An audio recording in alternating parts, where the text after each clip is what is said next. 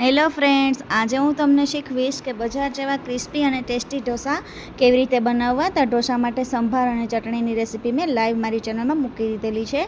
તો આમાં બેટરમાં આપણે એક એવી વસ્તુ ઉમેરશે જેથી ઢોસા આપણે એકદમ ક્રિસ્પી બનશે. તો ચાલો રેસીપી શરૂ કરીએ.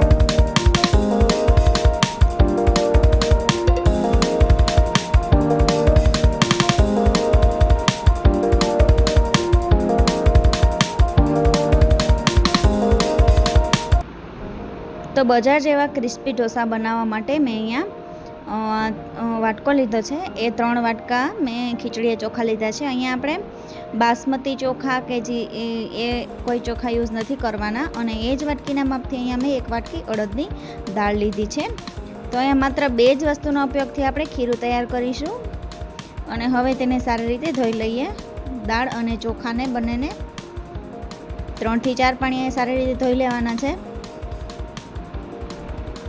અને જો આ રીતે તમે બેટર બનાવશો તો તમારા ઢોસાનું આથો પણ એકદમ સરસ આવી જશે અને ઢોસા પણ એકદમ ક્રિસ્પી બનશે. તો અહીંયા મેં ચોખા ધોઈ લીધા છે. હવે એની અંદર ચોખા ડૂબે ને એટલું આપણે ગરમ પાણી સહેજ ઉમેરી દઈએ. ગરમ પાણી નાખવાથી એકદમ સરસ અહીંયા આથો આવી જશે. અને હવે એની અંદર 1 થી 1.5 વાટકી જેટલી ખાટી છાશ ઉમેરી દઈએ. અને એવી જ રીતે આપણે અડદની દાળમાં પણ ઉમેરી દેવાનું છે ગરમ પાણી અને છાશ.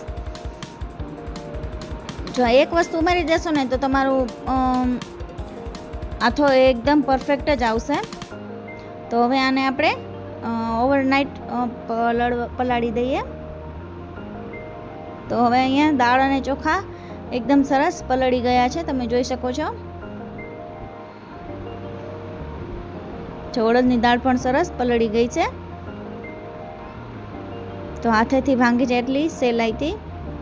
તો હવે એક મિક્સર જારની અંદર આપણે ચોખા અને લઈ લેવાના છે. અને એની અંદર જે આપણે છાશનું પાણી છે એ જરૂર પૂરતું જ ઉમેરવાનું છે. તો અહીંયા મેં ચોખા ગ્રાઇન્ડ કરી લીધા છે. તો તમે જોઈ શકો છો આ રીતે અત્યારે બેટરની કન્સિસ્ટન્સી છે ચોખાના બેટરની. હવે એને એક બાઉલમાં ઉમેરી દઈએ. અને હવે એ જ રીતે આપણે અડદની દાળને પણ પીસી લેવાની છે.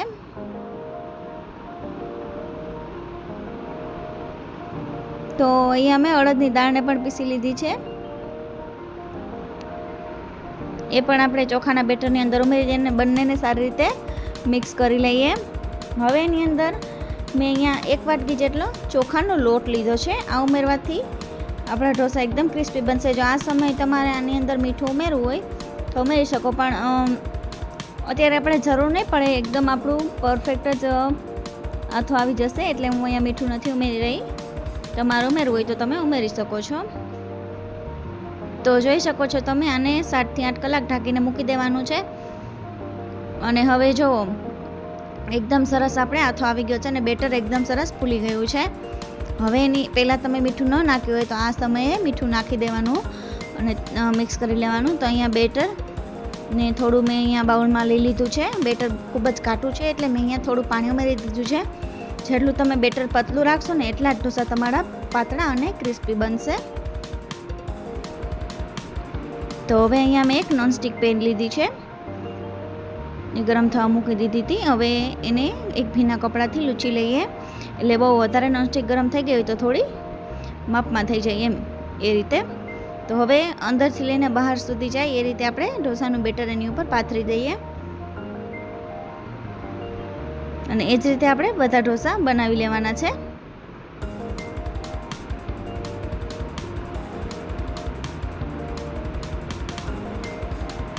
તો જો આ રીતે ઢોસા પાથરી દઈએ તો જો ઢોસા એકદમ જાળીદાર થયા છે.